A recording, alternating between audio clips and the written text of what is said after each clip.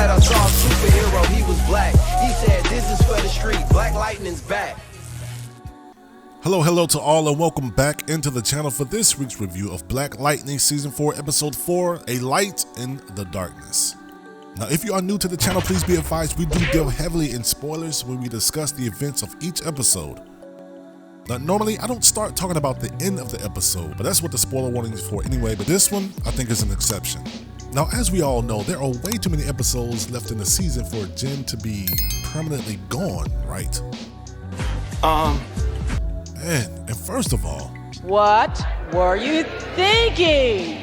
Now, much like her father, Jen's powers deal with electrokinesis as well as electrical absorption, hence the reason why she goes into the ionosphere, which is said to be ionized by solar radiation due to the abundance of free electrons. Now, I get the fact that she is much more powerful than both her father and her sister, and if you've been watching the show, she's been told this several times, which makes me think because her power ebbs and flows from her emotions, the revelation of her dad being in the Fight Club was too much for her. But for real, my first reaction to this was, how is Jefferson going to take it? That's what I'm concerned about. Because again, for the second episode, and for God knows how many times, Jefferson is still dreaming about Tobias as well as Lynn this time, in such a way that you can almost theorize, and trust me, I'm not a dream expert in any way, shape, or form, but a lot of his issues seem to be subconscious, and the way in which the mind deals with this is to bring that information forth inside of our dreams. Now, how we begin to deal with that information once it becomes conscious, that's left up to us. But in Jefferson's case, it seems to make him want to be that much more aggressive. And in the case in this episode, a little bit more short with Lynn. I mean, there were times in this episode where I thought he might have flown off the hinges. Because like in the prior episode, the only thing that seemed to make him feel better is to just fight it out. And you know it's bad when Lala, of all people, is concerned for your own personal safety. Now, one thing I did notice in the scene when he goes to talk to Tobias about Lynn, Tobias seems to be the one that's calling all the shots in their interactions, even in his dream, so a part of him feels disempowered. And you can kind of feel for him. Ever since Tobias has been set loose on Freeland, and even the fact that Tobias has taken out Jefferson's father, among a host of others, every subsequent attempt to take out Tobias, season after season, has led to failure. So given that history throughout the entire show, and the fact that it seems like Tobias is only gaining more power as the weeks go on within Freeland, Jefferson's only recourse was to send Lynn in undercover, which I don't know right now if that's a good idea.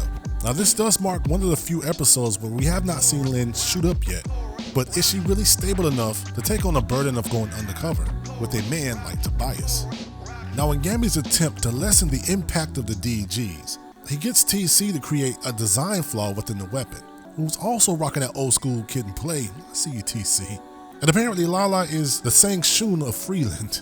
Every soul he's taken, he seems to be able to communicate with. Now, this former soldier that was in the Markovian War tells him about the DG's energy depletion, which makes me wonder, are the interests of Monte Vista and Lala gonna run head to head at some point? And speaking of which, now I don't know exactly how, but Lauren, she's starting to grow on me. At first I figured she'd run along the lines of the old flame that comes back into town and ruins things cliche character.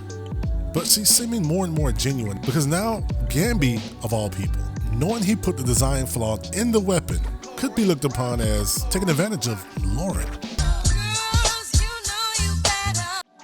So Anissa and her newlywed Grace are learning how to negotiate their issues. And after Grace being in a coma for a year, they are still having to play catch up and learning the ropes and boundaries of their relationship. But it is nice to see that they came to some kind of agreement. Now, in the review for the first episode of this season, I mentioned how that Tobias might become the mayor's nightmare. Well, it looks like he became his Grim Reaper.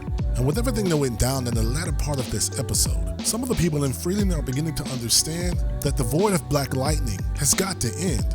One of the highlights of this episode is how Hassan Shakur thinks back on a time when Black Lightning really meant something. How that Black Lightning saved his life, and how that he told him everyone deserves second chances. Which, as a person who loves Black Lightning and is a YouTuber at the same time, made me think about the state of the show as well. The advent of characters such as Luke Cage, Black Panther, the Falcon, even becoming the new Captain America, Black Lightning, out of all of those properties, positioned itself as a weekly TV show that gave you some of the best of the Black diaspora.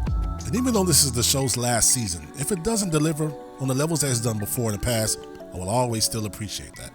That just about does it for this review. Stay tuned in the Content Meadow for more reviews just like this one.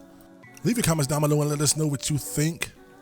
As always, thank you so much for watching, and until then, see you then.